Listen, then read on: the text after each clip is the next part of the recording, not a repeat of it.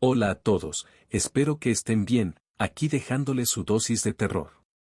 Dejen su like y suscríbanse, gracias. Un demonio me hizo compañía.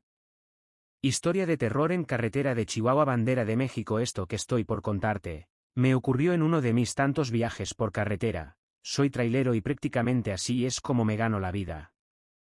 Anteriormente este trabajo dejaba muy buenas ganancias, pero con el tiempo cada vez somos más y por lo tanto la demanda es menor. Ahora tengo que pasar más tiempo en carretera que con mi familia y eso me afectaba. Fue hasta la muerte de mi hija que dejé todo a un lado. Ella tuvo hace algunos años un accidente de tránsito, perdió la vida junto a sus amigos. Jamás pude recuperarme, descuidé a mi esposa y unos meses después ella también se fue. Para ser honesto, eso nunca me importó. Cuando ocurrió el accidente yo estaba lejos. Para cuando llegué mi hija ya había sido sepultada. Creo que eso hasta cierto punto fue mejor. El último recuerdo que tengo de ella es cuando estaba viva. Hoy en día pienso abandonar este trabajo y dedicarme a otra cosa. No me siento cansado ni capacitado para hacer algo más. Pero viví una experiencia que hasta ahora no la he podido sacar de mi cabeza y es por eso que decidí contarte. Hace unas semanas, me encontraba transitando por carretera, eran pasadas de la 1 de la mañana. Fue entonces que a mitad de la nada vi un hombre caminando a las orillas alzando su mano en señal de y al verlo, quise detenerme para ayudarlo, pero la situación era muy extraña, no había absolutamente nada a kilómetros. Tal vez quiere robarme, pensé. Seguí de largo y luego de un rato llegué a un área de descanso, descansé un rato y fumé un cigarro. Había 2 traileros más en el lugar, me acerqué para ver si estaban ahí, pero no había nadie, posiblemente dormían en el camarote de sus unidades. Al regresar pude notar que alguien rondaba mi tráiler. Me acerqué poco a poco hasta que sorprendí a un hombre joven bien parecido que al parecer buscaba algo. ¿Se te perdió algo?, pregunté con tono desafiante. No, te estaba buscando, respondió. Era el mismo hombre que había visto a mitad de carretera en medio de la nada. ¿Cómo me alcanzaste?, pregunté. Corriendo, respondió el hombre con una sonrisa en su rostro. Ni siquiera sudaste. El hombre se limitó a sonreír. Posteriormente sacó una cigarrera de su chamarra y me ofreció un cigarro, a lo cual no pude negarme. Pensé que si tenía alguna mala intención, ya habría hecho algo contra mí. Por mi parte, siempre llevaba mi navaja conmigo, me sentía tranquilo y seguro, ese hombre no se veía peligroso. Luego de conversar un rato, no podía evitar ponerle atención. Tenía una habilidad para hablar que no había visto antes, siempre me consideré una persona seca, de pocas palabras y también de pocos amigos, pero este hombre había logrado hacerme hablar y sentir la necesidad de seguir escuchando sus historias. Fumamos otro cigarro y me ofrecí por cuenta propia a llevarlo, me agradeció. Ya está muy cerca el pueblo al que voy, me dijo. Subimos al tráiler y comencé a conducir. Conforme avanzaba me fui percatando que ese hombre despedía un olor muy extraño, un olor fuerte, que no había olido antes. Luego de avanzar un par de kilómetros, sus preguntas comenzaron a tornarse algo extrañas. En un principio supuse que no nos conocíamos, no era imprudencia, solo ignoraba mi pasado y mi vida. ¿Cómo está tu hija?, preguntó. Bien, todo está bien con ella, respondí firme y tajante. Por varios minutos no dijo absolutamente nada, solo miraba por la ventana y en ciertas ocasiones se burlaba de algo, eso comenzó a desesperarme un poco. Hacía esa risa discreta, como si no quisiera que yo me enterase de aquello que le causaba gracia. ¿Tu esposa está bien? Sí, está bien donde sea menos aquí, respondí luego de una risa burlona. Aquel hombre hizo lo propio y siguió mirando hacia afuera, pero luego de un rato de silencio me hizo otra pregunta que me desconcertó. ¿La extrañas?, preguntó.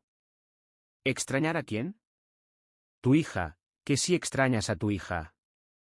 En ese momento me puse muy nervioso, por algún motivo sentía intimidación, tal vez miedo ante la presencia de ese tipo que a simple vista pareciera un hombre amable y agradable, pero de pronto su mirada se tornaba extraña, ni siquiera podía mirarle a los ojos por más de 2 segundos. Antes de poder responder esa última pregunta, él hizo otra cuestión. ¿Sigues soñando con la muerte?, preguntó. En ese momento supe que algo andaba mal, llevaba días soñando con ese accidente, soñaba a mi hija muerta, que no podía ayudarla, pero él no podía saberlo. Antes de responderle, Comenzó a carcajearse de una forma aberrante.